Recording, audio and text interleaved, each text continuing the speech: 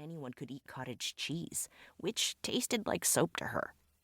Throughout my mother's childhood, she had been encouraged to focus on school and never spent much time in the kitchen. Moving into a rooming house in Minneapolis at age 23 marked the first time she ever had to look after herself. My mother subsisted on a diet of hard-boiled eggs, peanut butter, and apples, all cheap sources of nutrition requiring little preparation. She only cobbled together the skills to cook Chinese food over the course of many years by leafing through the occasional cookbook, like Fu's, and tasting dishes that other Chinese mothers brought to potlucks. The fact that she cooked almost every day and our family rarely went out to eat also imposed the regime of daily practice. How did this transformation take place, from non-cook to home cook, not only for my mother, but for countless other 20th century Chinese women of her generation, in Taiwan, in the United States, and around the world? How did they take on the task of feeding their families? And how did they manage to juggle these domestic duties with their careers? I ask myself these questions constantly after giving birth to my own 2 children. I know exactly what good home-cooked food is and how I want to feed my kids. I want to provide them with a tangible and delicious sense of family and identity, as my Chinese immigrant parents did for me.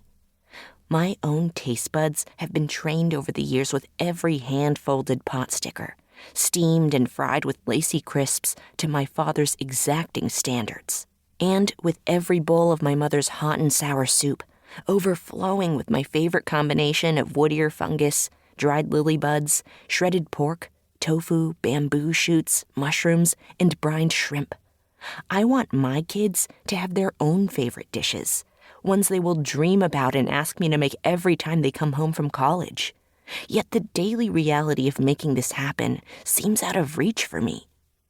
My life as a college professor and working mom means that cooking dinner often falls through the cracks between the endless juggling of teaching classes, attending meetings, and trying to squeeze in time to write a book, to say nothing of managing mundane routines of drop-offs, pickups, and doctor's appointments.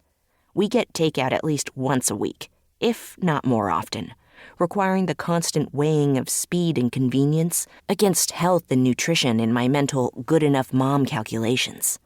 But instead of fish fingers and chicken nuggets, our go-to version of a quick dinner is boiled frozen dumplings, and my kids eat a lot of dumplings. Although I consider myself an ardent feminist, and every other aspect of homemaking has long since gone to the dogs, this desire to feed my family simple, unfussy home-cooked Chinese meals is firmly lodged inside me.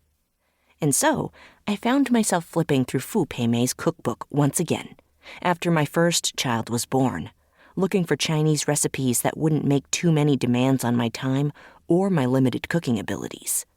Suddenly, I see Fu's cookbook with new eyes. In the intervening decades, I have been trained as a gender historian of China and can now read Chinese.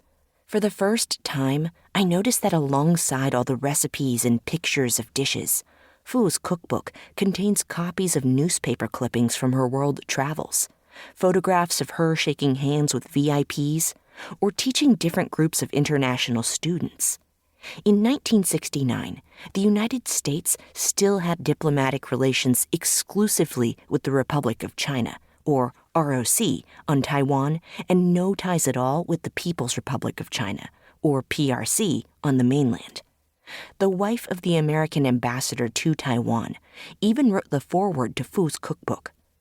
In effect, the pages of Fu's cookbook provide a paper trail, the kind that a professional historian can track down and follow, like a bloodhound on the scent. No longer is Fu's cookbook just a curious, dusty relic of my parents' past. Now I see it as a vivid portal into another time and place, a window onto still tangled social questions about domesticity and feminism as they emerged and transformed the shape of post-war Taiwan. Intrigued and excited, I set out to learn everything I can about Fu. This book is the result of that journey, an intimate portrait of 20th century Chinese home cooking, animated by multiple generations of women preoccupied with the fundamental everyday dilemma of what to make for dinner.